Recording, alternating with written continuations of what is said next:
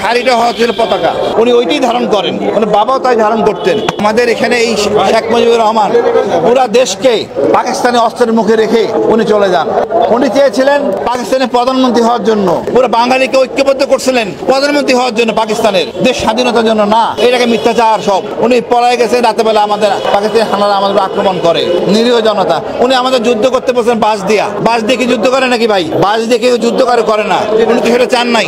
7ই মার্চের ঘোষণা পরব থেকে 26শে মার্চ পর্যন্ত এই ভদ্রলোক ব্যবসা করে গেছেন কিভাবে প্রধানমন্ত্রী হবেন। জনগণের কথা ভাবেন নাই, উনার নিজের কথা ভাবছেন। তারপর উনি গেলেন আত্মগোপনে, আমরা একটা যুদ্ধের মধ্যে পড়ে গেলাম।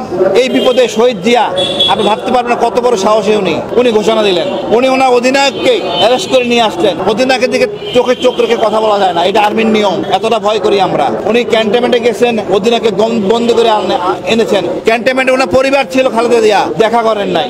উনি ঘোষণা দিয়ে বিপ্লব করছেন। এরকম মহান নেতাকে আমরা সম্মান করতে পারি নাই, এবং ওনার পত্নীকে আমরা সম্মান করতে পারি নাই। এই বিপ্লবের সময় 9টা মাস যুদ্ধ হয়, সেনাবাহিনী যুদ্ধ করে, আম জনতা যুদ্ধ করে, মুক্তি বাহিনী যুদ্ধ করে। এই আওয়ামী লীগের পরিবার, শেখ পরিবার ফুর্তিতে ছিলেন। পুরো শেখ হাসিনা মাসে 1500 টাকা নিতেন। ওনার পরে মা বাবা, মা ভাই বোন, ওনার জামাই চাকরি করতেন, সরকারি কর্মকর্তা ছিলেন। এটা ছিল ওনাদের আনুগত্য। দেশ স্বাধীন হওয়ার পর সব কৃতিত্ব ওনার পরিবারের। জেনারেল ওসমানের কোনো কৃতিত্ব নাই, জেনারেল শফিউদ্দিনের কৃতিত্ব নাই, শহীদ জিয়ার কৃতিত্ব নাই। উনি হিংসাপরের লোক ছিলেন। উনি হিংসাপরের না হতেন তাহলে শহীদ জিয়া প্রথম সেনাপ্রধান হতেন, তা করেন নাই।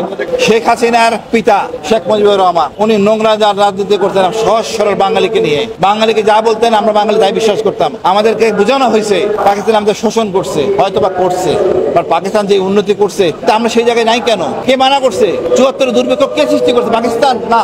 আমাদের যা ছিল সম্পদ সব ভারত নিয়ে গেছে। উনি প্রতিবাদ করেন নাই।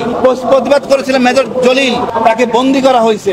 আমরা আর শোষিত হতে চাই না, নির্যাতিত হতে চাই না। আমরা ভোট দিয়ে চোর ডাকাতদেরকে আমরা এমপি বানাতে চাই না।